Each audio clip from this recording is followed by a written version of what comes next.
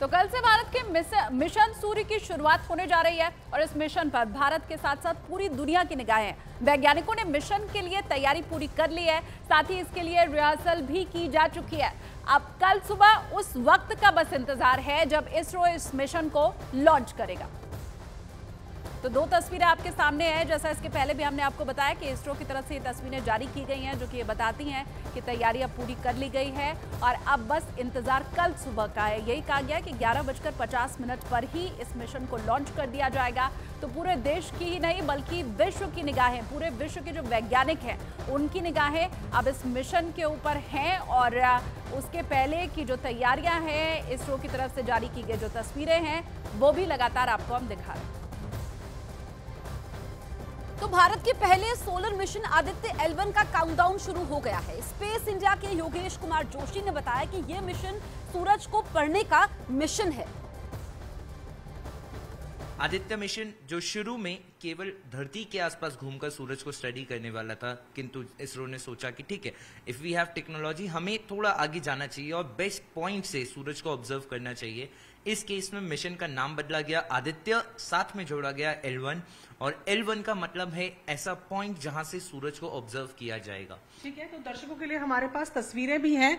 ये एक तस्वीर नजर आ रही है, आदित्य L1 मिशन की तस्वीर है। L1 क्यों और क्या है, अगर आप समझा पाए तो मैम L1, जैसे L जो शब्द है वो लैग्रैंज पॉइंट के लिए बोला जाता है। तो अगर मैं बात करता हूं सूर्य और धरती, इन दोनों के बीच में कोई ऐसा पॉइंट जहां पे ग्रेविटी दोनों बॉडीज की एकदम बैलेंस हो जाए, हमारा स्पेसक्राफ्ट मिनिमम फ्यूल के साथ एक स्टेबल ऑर्बिट में रह पाए और बिना किसी रुकावट के, बिना कोई चीज सामने आए, आराम से सूरज को देख सके, वो पॉइंट है आपका L1। तो आप देखेंगे सूर्य एकदम बीच में है, ये धरती का ऑर्बिट है जिसमें आपकी धरती घूमती है। इसके साथ इन दोनों के बीच में धरती से करीब 1.5 मिलियन किलोमीटर दूर, लगभग 15 लाख किलोमीटर दूर एक पॉइंट है L1, लैग्रेंज पॉइंट। इस सिस्टम में कुल 5 पॉइंट होते हैं। हमने L1 को चुना है क्योंकि वो बिल्कुल धरती और सूरज के बीच में है और बिना किसी रोक टोक के, बिना कोई चीज बीच में आए, हमें कॉन्टिन्यूअस कवरेज दे सकता है सन का। ठीक है, मतलब किसी भी तरीके के एक्लिप्स की बात करें या कुछ और ऑब्स्टिकल नहीं आएगा अगर हम इस पॉइंट पर रहेंगे। ये तस्वीर जरा अगर आप देखें, बहुत अच्छे से इसमें समझाया गया है कि ये पूरा अर्थ का ऑर्बिट है। यहाँ अर्थ है, यहाँ पर सन है और ये बीच का पॉइंट है, अर्थ और सन के बीच का ऐसा पॉइंट जहां से सीधा सन को ऑब्जर्व किया जा सकता है।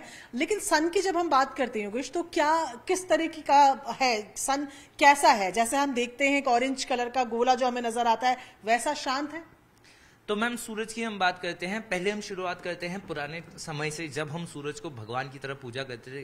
बिकॉज धरती पे जो लाइफ है वो सूरज की वजह से ही पॉसिबल है। जब तक हमारे पास टेलीस्कोप से ऑब्जर्वेटरीज नहीं थी, तब तक हम समझते थे सूरज एक ऑरेंज बॉल की तरह आपको नजर आता है। किंतु जब हमारे पास ऑब्जर्वेटरीज आई, हमने सन को स्टडी करना शुरू किया, तो हमें ये समझ आया सन एक स्टेबल बॉडी नहीं, एक स्टैटिक नहीं, it's a very dynamic body, जहां पे हर सेकेंड तूफान आ रहे हैं। किस चीज के तूफान? गैस के तूफान। सो सूरज बना हुआ है आपका प्लाज्मा से, जो बहुत ही ज्यादा हॉट आयनाइज्ड गैस है। अब अगर आप उसका, सूरज का अगर आप एक पिक्चर देखते हैं तो हम जो देखते हैं वो हमें दिखता है एक ऑरेंज कलर का गोला।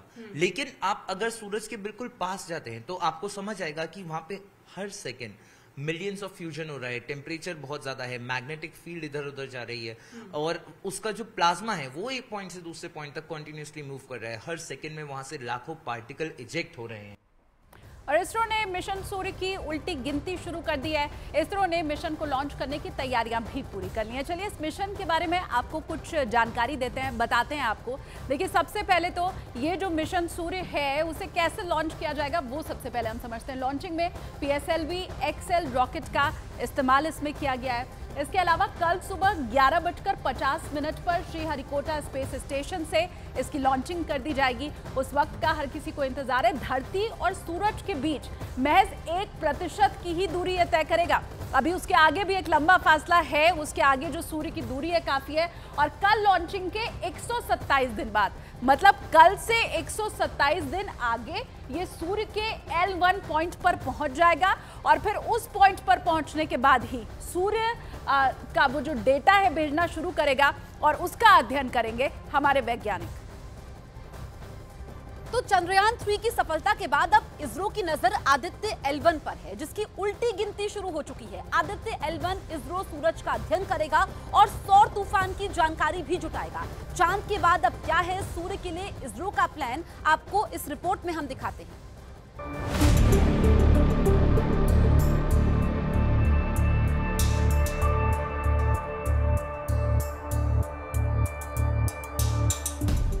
भारत का मेगा अभियान मिशन सूर्ययान।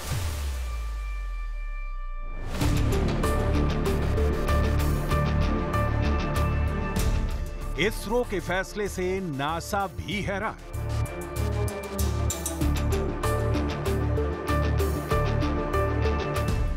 बस थोड़ा इंतजार, इसरो का सूर्य नमस्कार। चंद्रयान 3 की चंद्रमा पर कामयाब लैंडिंग के बाद इसरो अब सूर्य के अध्ययन के लिए मिशन आदित्य L1 लॉन्च के लिए तैयार है। काउंटडाउन शुरू हो चुके हैं। 2 सितंबर सुबह 11:50 का समय फिक्स कर दिया गया है। Aditya L1 mission that is getting ready at Sriharikota. ये सूर्य की स्टडी के लिए पहला भारतीय अंतरिक्ष मिशन है, जो सूर्य का अध्ययन करने वाली पहली स्पेस बेस्ड इंडियन लेबोरेटरी होगी। ये सूर्य के चारों ओर बनने वाले कोरोना के रिमोट ऑब्जर्वेशन के लिए डिजाइन किया गया है। मिशन मून के लिए